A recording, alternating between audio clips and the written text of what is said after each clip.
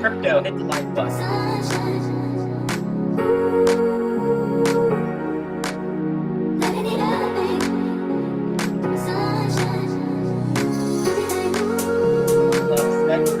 Ah, my man, how we doing, bro?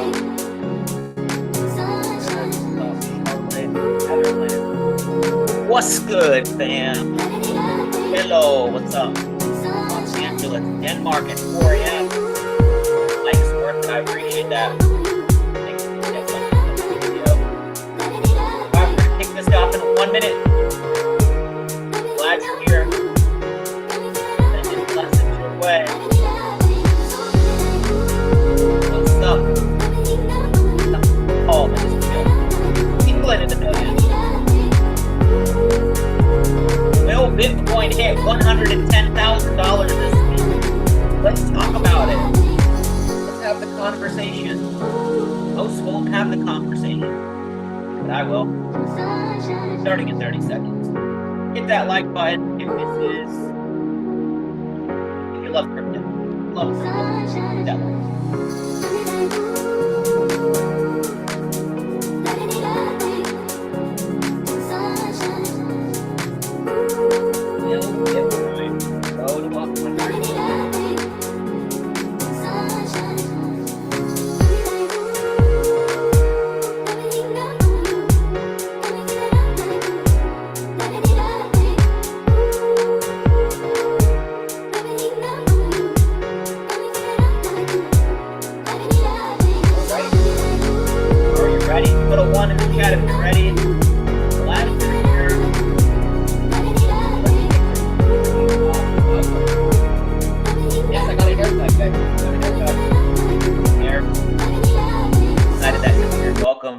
So is Bitcoin going to hit $110,000 this week? The answer is, well, let's talk about it, and I'll give you my opinion in the next couple of minutes if that is going to happen.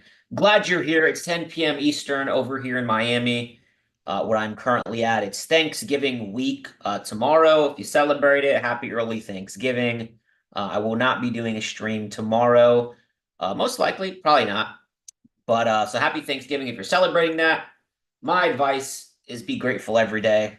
Not just on one day, not just on a holiday, not just on the week that the prices of turkeys go up and all of the supply and demand that goes into it. So let's talk about it. We've been very consistent on YouTube, and I just want to say thank you guys for watching all the videos.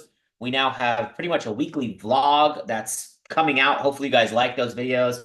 My team has 3 more in the works. I have one coming out probably next week where I go to like 2 football games in 24 hours, and I give you 8 different cryptos to watch and some price points throughout the video. That'll be released probably end of next week. So if you haven't hit subscribe, definitely do that down below. But let's talk about crypto. Forget all that other stuff. 3.5 trillion in crypto. Bitcoin's trading right now at $95,600. And yeah, you see the title, will it hit 110K? We'll look at Bitcoin's chart in a second. But the talk around town is that there's about to be an altcoin run. And if you don't know what an altcoin is, it's everything pretty much except for Bitcoin, Ethereum, and then the rest of the list. Now, when we look at Ethereum, let's take a look at Ethereum real quick. When we look at Ethereum, Ethereum's at 3,600. Pretty sure we did a stream the other day talking about that level right here. Down here, we had that huge move, and then we had another move in this $3,080 range. I took a buy position. I just closed that probably yesterday, maybe a little bit too early. And now we're trading at 3,600. Now, ETH is the key to the altcoin rally, and here's why. When ETH breaks this $4,000 psychological level, remember, okay, you have BTC, okay, then you have ETH, right? Now, the thing is with Bitcoin, Bitcoin does move money into altcoins, of course, okay, obviously. But when you look at Ethereum, you look at DeFi, right? This is why my name is DeFi Mike. That's my Instagram, DeFi Mike, for a reason. It's been that way for 4 years. And when you look at DeFi, you look at something that's basically the traditional finance world now where you and me have control. Did you guys see, and I did a little video on this earlier. I need to fix this. This is not my Twitter. That's my old Twitter. That one, I changed it. I posted this. Did you guys see what happened earlier? And if you're not following me at Twitter, it's DeFi Mike, 2 eyes. Did you guys see this? So take a look at this. Did you know that 30 tech founders were secretly debanked? And Brian Armstrong was one of those individuals. So literally in this video, I don't know who this gentleman is. I forgot. I don't know. That's not who he is. But this gentleman talked about how in 2012, and we're on YouTube, so they're obviously listening. But in 2012, there was a program that was put out to basically debank people. Now, what does that mean? It basically means that sanctions would get put on a person and they could never get a bank account ever again. And let's all pray and hope this YouTube stream stays up for what I'm talking about. We'll see. If it gets taken down, there's a lot of truth to this if it gets taken down. And I'm a small fish on YouTube, so hopefully not. And recently, in the past couple of years, Brian Armstrong can confirm this because he's one of those people, right? Elizabeth Warren and the Biden administration, right? They went after 30 tech founders and basically debanked them, which means those people can't get bank accounts. Some of those people were operating legal businesses. There were some dispensaries out of California that were involved with this whole situation, and they had to go to a complete cash business, right? They could only accept cash. They couldn't pay people with credit card. They couldn't pay their employees. They had to do everything in cash. And that's why DeFi is so powerful, because people have control. And I talked about this earlier on another call. You know, DeFi is real simple.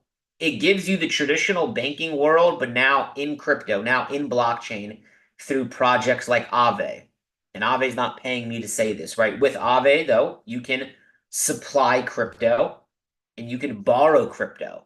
So instead of going to a bank, right, to like give your money, you could actually just simply earn off of your money here. So right now, USDC is paying about 7% on Aave. That's going to go up and down. Tether's paying about 10%. And then you could also borrow crypto, right? So let's say you want to get out a loan. You would deposit, let's say $1,000. all of these have about a 75 LTV, loan to value ratio. So you could take out about 75% of what you deposit. So let's say you had a $10,000. You would deposit the 10,000, you can take out 75% of that number, so 7,500. What if you take that 7,500 and lose it? Your 10K is gone because you have to repay that loan. But what if you take that 7,500 and you know what you're doing and you turn it into 15K? You pay the 10K loan off, a little bit of interest, boom. Now you just made 5K profit. That's what the traditional banking world does. Does everybody understand that? That's what banks are already doing. That's what hard money lenders are already doing. That is now happening in blockchain. And you can capitalize on both sides of it. Because I could supply my crypto and I could earn interest. See, DeFi is what they were so scared about. And DeFi is not or wasn't possible until Ethereum. So for all of the people that don't want Ethereum to succeed, you're stupid. And it's going to succeed because it's the chosen child. Let me show you something real quick. What blockchain is majority of the money for USDC? What blockchain is it? If it starts with an OX and it has that symbol, somebody tell me in the chat. Hit the like button if you know what blockchain that is right there. I'll take you down a simple rabbit hole here. The rabbit hole I've been talking about for years, 4 or 5 years now. It's built on the Ethereum blockchain. If you ever see a crypto address that says OX, it's Ethereum. Now, USDC is created by a publicly not yet. USDC is created by a company called Circle. Let's go into here. Yeah, Circle, right? They back USDC 1-to-1. You can see who they work with: BNY Mellon, MoneyGram, Visa, BlackRock. Watch this. Let's just do a simple Google search here, guys. Who invested in Circle?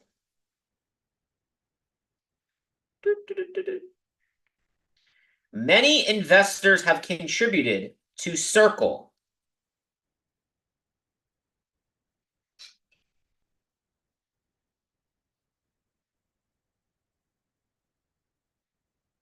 When you see it, let me know. Goldman Sachs, BlackRock, Marshall Wallace, Coinbase. Well, Coinbase took equity into Circle. So Coinbase took a massive, guys, as crypto grows and as the stablecoin market grows, Coinbase has a piece of pretty much all of it. And people don't look at these things, right? Digital Currency Group, Pantera. But here's the big one here. Goldman Sachs. Goldman Sachs was not pro crypto for a very long time. Now they are. Goldman Sachs is actually holding over $700 million of BTC. They just bought, what, 300 or 400 million in Q2, Q2 of this year. See, these are things that my students, the people I work with, we've been known this. We've been talking about this. Hello, Fidelity. They invested, okay? Do you guys see the years that this happened? This happened in 2013. This happened in 2022. This happened in 2022. Ask yourself this question. When did the Bitcoin ETFs launch? Does anybody know the year the Bitcoin ETFs launched? Let me just take a look real quick at price of Bitcoin and just remind you real quick. Those investments in Circle were a couple years ago. The Bitcoin ETFs launched when? Does anybody remember? Oh, yeah. They launched this year. I know like a month in crypto feels like 10 years, but it's Bitcoin ETFs launched earlier this year. Isn't that interesting?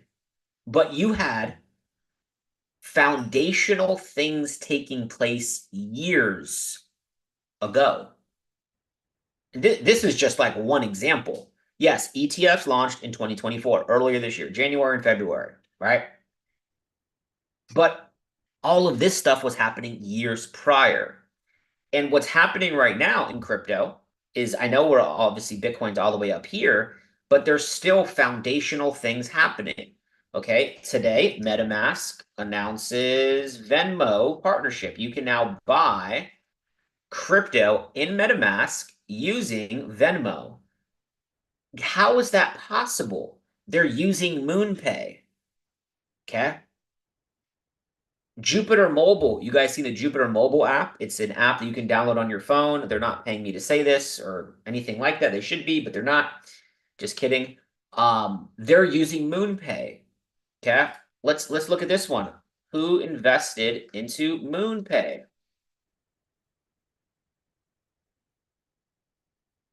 Okay, this might not be the we might have to get a little more clarity here. I saw Tiger Woods there. Justin Bieber? Wait, is that real? Hold on. Oh, it's a privately held company.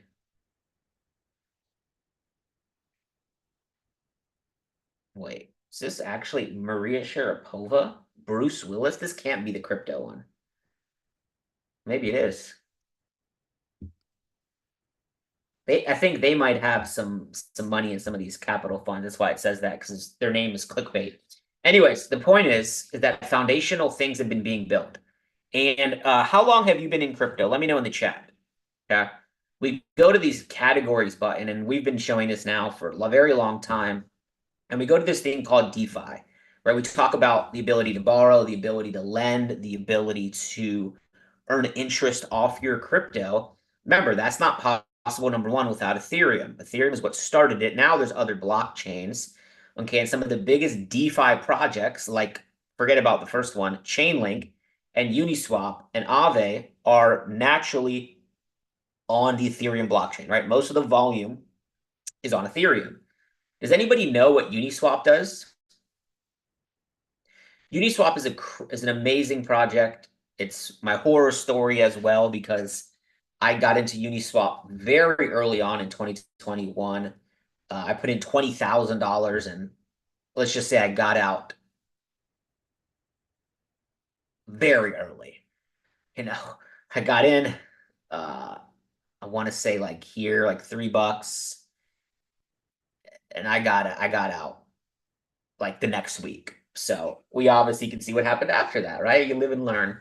But Uniswap is a decentralized exchange. And if you're new to crypto and you understand this, like you might go to sleep, but you'll be really focused on understanding how to make money off this, right? So instead of needing like an exchange, right, you can actually connect your wallet, which is like a MetaMask wallet or Phantom wallet on the Ethereum network, and you can move money. So instead of me going to Coinbase to buy, let's say I want to buy Aave. Instead of me using an exchange, I can have some Ethereum in my wallet and I can move the Ethereum into Aave. Does that make sense? So I can give Uniswap my ETH and they'll give me Aave and they'll put it in my wallet. I have full custody of that crypto. And then what you'll do is you'll move that crypto into your ledger. Quick side note, anything that's built on the Ethereum network, remember OX, and you'll see the contract, it'll say ETH. If you have like, let's say Uniswap on your exchange or in your MetaMask wallet, you can get the ledger ETH address of your ledger, the Ethereum address in your ledger, and you just send all of your Ethereum tokens to that same address, okay? Hopefully that makes sense. Let me know in the chat if that made sense. So back to Uniswap. Now, every time these swaps happen, it's not just like out of thin air. People are what they're doing is they're providing liquidity. And that is an income stream that I'll speak a little bit more about on future classes. On the December, I'm doing a State of Crypto call. If you guys are not registered on my list, go to mikesotero.com. Okay, all my free stuff is here, all my books, my book club, State of Crypto. Okay, you can just scroll down here, and I do a monthly webinar. And we did it in October, and we did it in September, October, November. And if you were just on those calls, the PowerPoint, we go through a bunch of different stuff. Go to mikesotero.com. I'll put the link in the chat, it's just my name, and get registered for this stuff. Okay, my books, my free courses, they're all in here as well. So December, I'm going to be speaking about the multiple streams of income in crypto on the December call. And one of those streams of income is providing liquidity. So what you can do is, let's say we go to pool. I like the V2 pool a little bit easier. It's just easier to explain.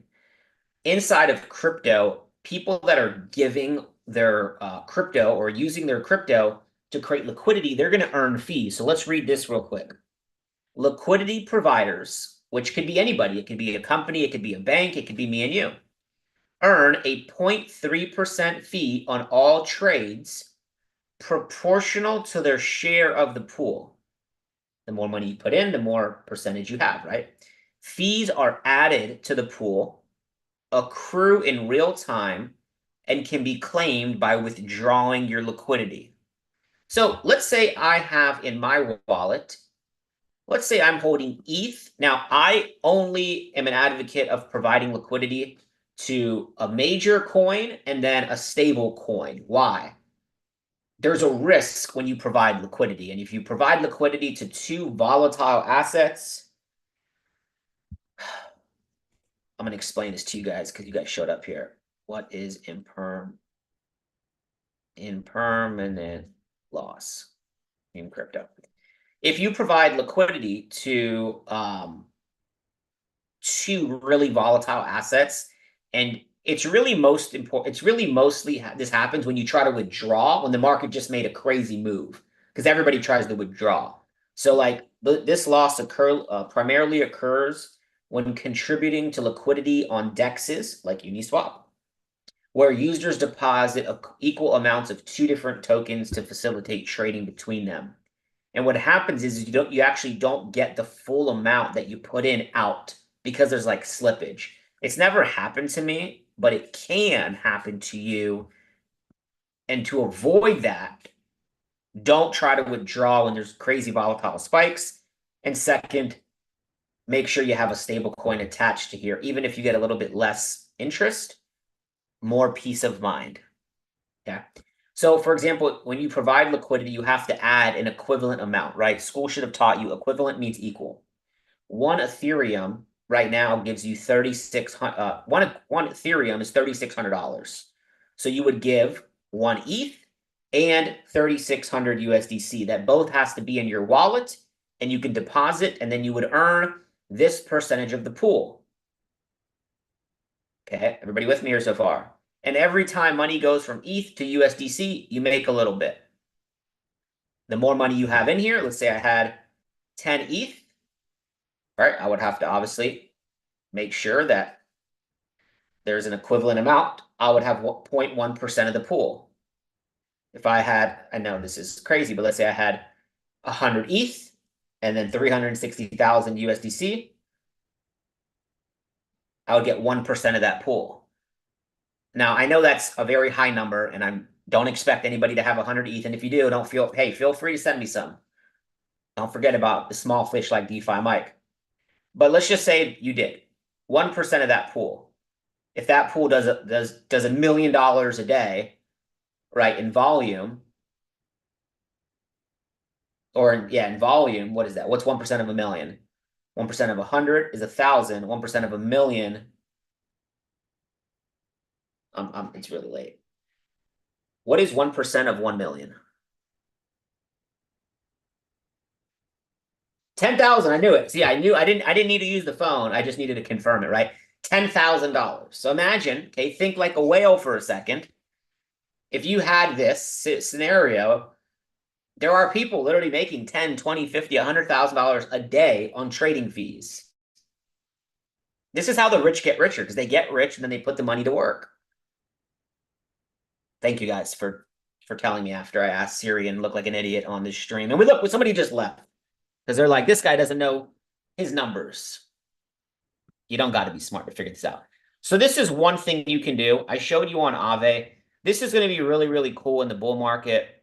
Kind of starts to top out because you can put some crypto to work. There are even pools that you can add USDC and USDT. USDC and USDT. So this is now stable coins only. So there's no really volatility here. So if you have let's say $20,000, you can put 10K and 10K. And this is another way that we will make happiness in the bull market, right? So you look at Uniswap and you look at numbers, 7 billion market cap, 6 billion TVL, love it. I don't really like this difference, but it's not terrible. It's still going to have a lot of demand. And there's no reason why Uniswap can't be, I think, doubled of what the previous all-time high here is in market cap. I'm expecting a 40 to $50 billion MC on Uniswap. Okay. So let's go back here. Let's go back to categories. Let's go back to DeFi. Okay. All of these projects, the ones that are built on ETH, Uniswap, the Aves, the Compound, the Chainlinks, and then there's some that are not built on ETH, right? Pyth is not built on ETH, but Pyth is the Chainlink of Solana. This is a very undervalued project that I'm telling you here today on November 27th, the day before Thanksgiving, 2024. Very undervalued. I can see Pyth or Pyth, however you say it, I don't really care. It's almost at the all-time high market cap. I can see this getting to $5 to $10 billion market cap on this run, even with pretty bad tokenomics. I think they'll figure it out. And Pyth does the same thing as Chainlink. Pyth moves data. It moves data in a secure way and with smart contracts in seconds, in real time.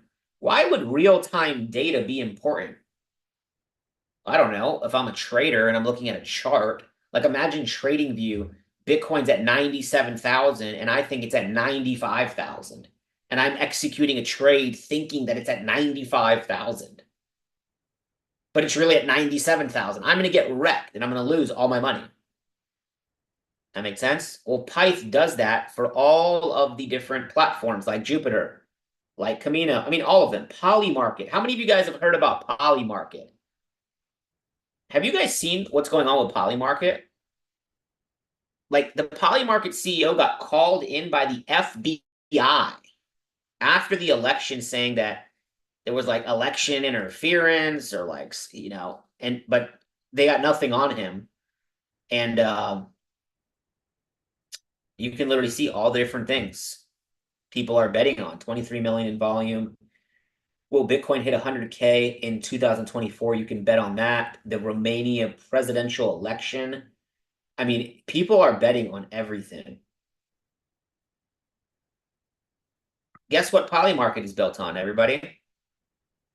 It's built on Sol, using Pyth Network, using the price feed from the smart contracts of Pyth Network. You can see here, they're like reporting data here from like Amazon, Euro USD, because Injective uses these that you can trade. Drift uses this.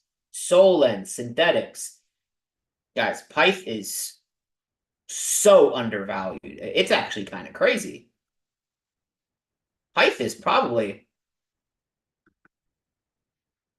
like in price-wise, Pyth is probably a $20 to $30 project in the next 10 years. Maybe even a lot higher. I think this will do a 20 to 50x before this decade is over, the next 5 to 6 years. So there's all these different projects inside of crypto, right? All these different categories, they have their own projects. So I definitely wanted to speak about a couple of those. If you guys have some questions, I'll answer those in the chat. But let's talk about Bitcoin real quick. Okay. Let's take a look at BTC. Let's delete everything here. And I'll answer a couple questions, and then we're going to jump off here. I have another call in a few minutes. I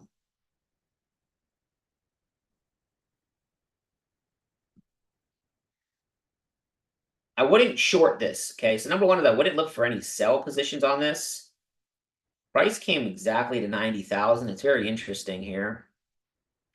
Covered this on my sessions that we were going to come back and give us that retracement, and we did. I would actually like to give this a shot if this thing came back in here. I don't know where we're going to target, but I know what we're going to risk. If this thing came back down.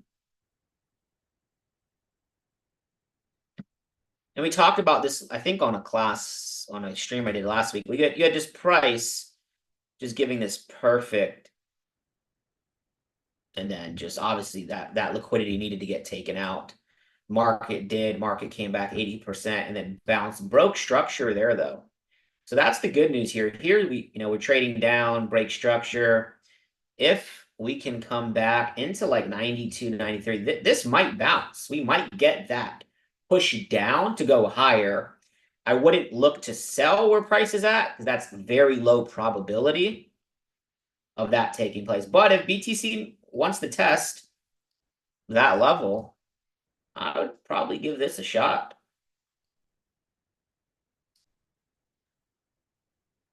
I like that for leverage. Um, Ripple, Ripple looks really strong right now.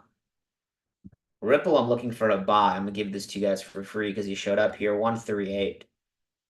I'm looking for a buy at 138 on XRP, not for portfolio. If you're buying Ripple now in your portfolio, that's up to you. But I like this 138, 136 to 138. I really like that level on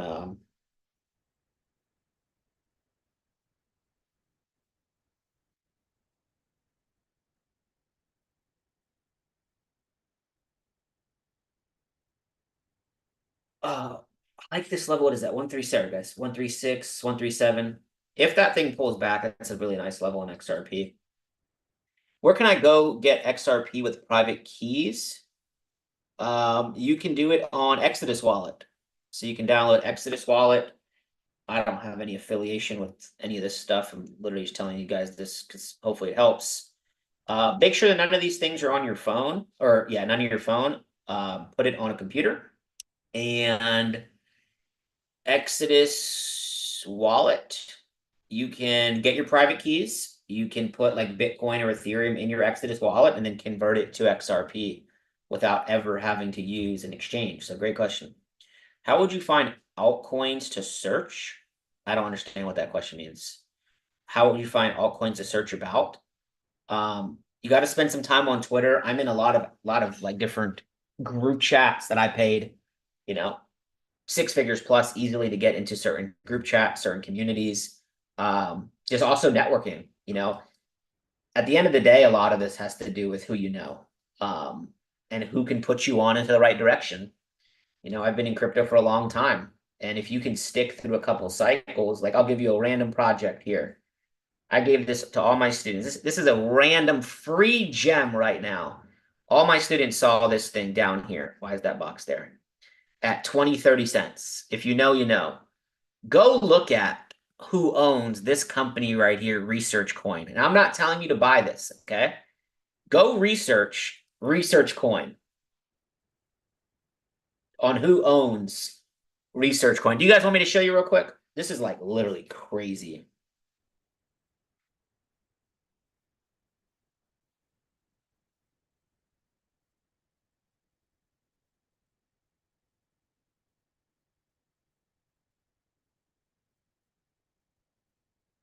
Um, you guys want to see this? How many of you guys know a guy named I actually showed you his Twitter earlier.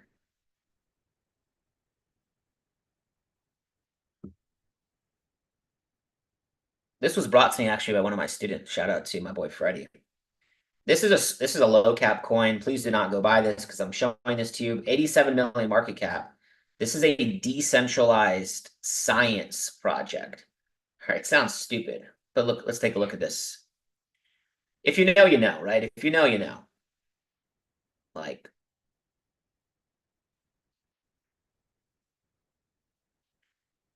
if you know, you know. Okay, how do I find who owns this again? I forgot. Is it in the about?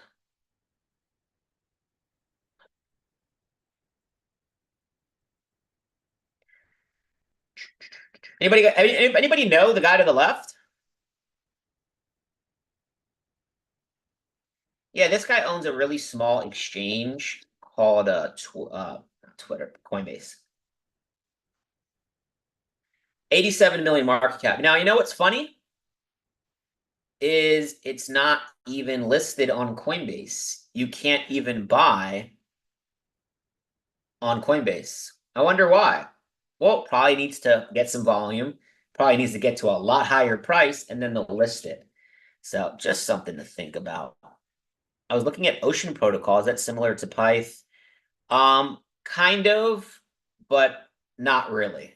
Ocean is like an AI project, I believe, right?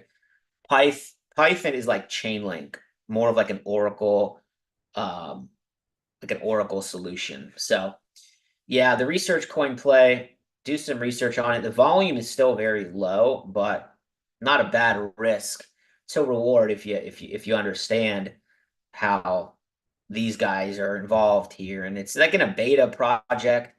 It's like really for like scientists. Like look at this, like they're talking a crazy language here. Nominations for the Open Alex Advisory Board are open.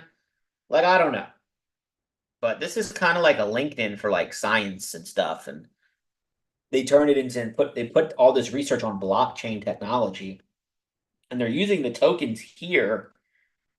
I don't even know how they I don't even understand all this stuff. There's like grants, there's reviews, you have other people looking at papers. Oh, the grant is in research coin. That makes sense. Way over my pay grade. I don't know. I trade charts and candles. And yeah, this was a really good entry that we may or may not have taken. So, do you know anything about Pi? Not that much. I've heard of Pi Network. I don't know. I don't know enough. Take a look at the chart though of it.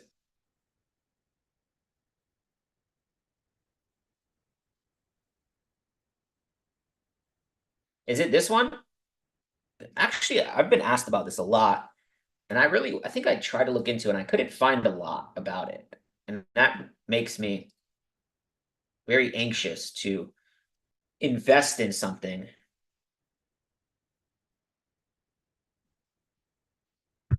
This one, right? Yeah, I don't know. Oh yeah, yeah, I've seen this. No, no, I'm not touching this. Yeah, yeah, no, I'm gonna pass on that. What do you think about grass? I think it's cool. I know there was an airdrop. Mike, what is your option about the best ledger to buy? Nano X. I got tons of ledgers. They're in the other room. A lot of Nano X ledgers. I just, I don't really try other stuff. It's not released yet. You can mine it right now. Yeah, that's true. But I don't know. If the mining, if you're gonna mine some cool, I don't think you'll get rich off of it, but hopefully I'm wrong. Hopefully you do get rich off it. No, I don't mind him. Last question. No, no. How do you recommend one to do his research? Yeah, CoinGecko is a great website. A lot of people use CoinMarketCap, but CoinMarketCap is owned by Binance. So there's a lot of manipulated data on CoinMarketCap, and CoinGecko is a little bit better. But yeah, ICO drops. Go to my website, go to this website, my course, happybullrun.com. I give a couple of those websites out, I believe, in day one. And go through my YouTube channel. On this channel, on the September State of Crypto call, parachute, you should go to this. On September's call, I go over the dark side of crypto. I'll have a video coming out talking about the dark side of crypto strategy on my YouTube in the next week or two. I got to create it. I have a list of videos I got to create. But yeah, how do you do your research on what coins to invest in? Go through this, happybullrun.com. Okay. Also, DeFiebook.com. I actually give you a list. This is a free book I have. I give a whole list on the last page of all the resources, all the websites and stuff. So, all right, y'all, I got to jump on another call. Mike, have you seen the Bitcoin app mining for Bitcoin? Send it to me on Instagram. Send it to me on Instagram. But Parachute, good to see you in here. I don't think I've seen you in this chat before, so glad you're in here. Cedric, out with the eye emoji. What's good? All right, y'all. Much love. If you are on here and you didn't watch the last State of Crypto call, though, I would highly recommend it. Go into my channel. Okay, go into YouTube and go take a look at the State of Crypto. All of these are new videos, 16 American coins that are going to explode in the US, XRP roller coaster. But go watch this one right here. BTC breaking 100,000 live. This streamed 5 days ago. Highly recommend going and watching that. Okay. Guys, have a great rest of your day. I got to jump off here. I'll see y'all when I see you.